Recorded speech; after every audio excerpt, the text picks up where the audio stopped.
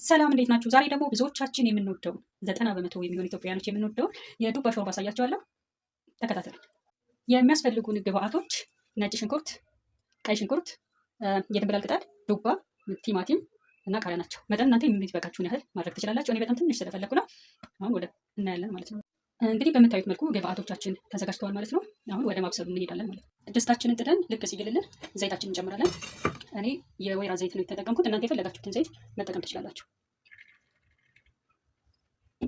የሚበቃኝ ያህል ተጠቅሜያለሁ። እናንተም እንደ ብዛቱ መጠናችሁ የሚበቃችሁን ያህል መጠቀም ትችላላችሁ። ዘይታችን ሲፈላ ሽንኩርታችንን እንጨምራለን ማለት ነው። ዘይታችን ፈልቶልናል። ሽንኩርታችንን እንጨምራለን ማለት ነው። እኔ ለሾርባ ስለሆነ ቀዩንም ነጩንም አንድ ላይ ነው የምንጨምረው ማለት ነው።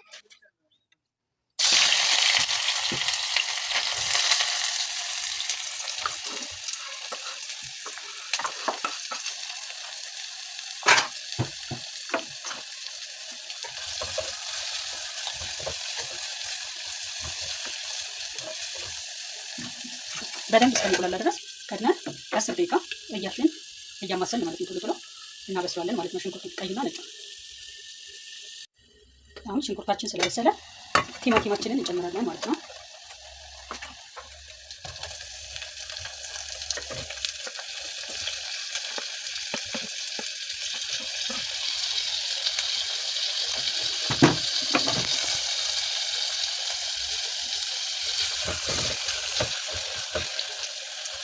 አሁን በምታዩት መልኩ ቲማቲማችንን ለ5 ደቂቃ እናበስለዋለን።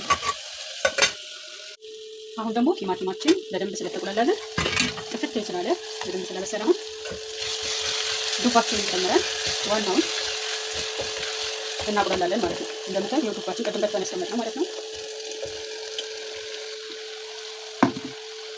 እናማስላለን ማለት ነው። በደንብ አድርገን እስከሚዋሃድ ድረስ በደንብ እናቁላላለን። ከተቁላላ በኋላ ደግሞ ከድነን በደንብ እናበስለዋለን። ውሃ ጠብ እያደረግን እስከሚበስል ድረስ እናሸዋለን ማለት ነው። ተከታተሉ እስከሚበስል።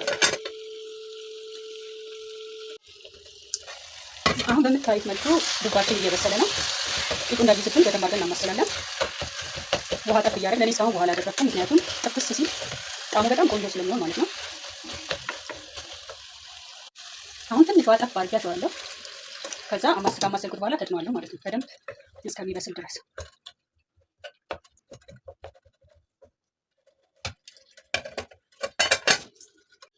አሁን ዱባችን በምታዩት መልኩ በስሏል ማለት ነው።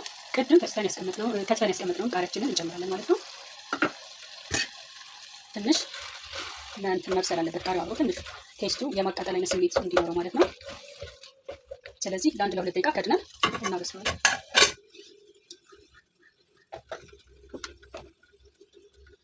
አሁን ደግሞ ቅድም የተከተፍናትን ገዝተን ያስቀመጥናትን የድንብላል ቅጠላችንን እንጨምራታለን።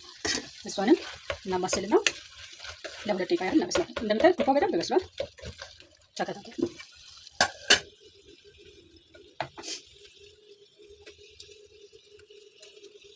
በመቀጠል እኔ ትንሽ ስለምፈልግ እንደነገርኳችሁ ትንሽ ነው የሰራሁት። ትንሽ ውሃን ጨምርና ልክ መንተክተክ ሲጀምር አውጥተን በጁስ መፍጫ ሲቀዘቅዝልን እንፈጨዋለን ማለት ነው። ፈጭቼው እመለሳለሁ። እንግዲህ በስሎ የተዘጋጀውን ሾርባችንን እንደዚህ አድርገን ፈጭተነው እንደምታዩት ቆንጆ ሆኗል። ያው በጣም ያምራል። ትንሽ ተክተክ ይበል። የዱባ ሾርባችን እንግዲህ ይሄን ይመስላል። ስለተከታተላችሁ እናመሰግናለሁ። ወዳችኋለሁ።